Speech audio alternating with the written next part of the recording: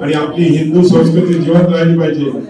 आज आपण सप्ताह का करतो फुले साहेब त्या माध्यमातून रामायण महाभारत जनतेला सगळ्यांना कळालं पाहिजे आणि हिंदू राष्ट्रामध्ये आपल्या देव देवतांचं पूजन झालं पाहिजे।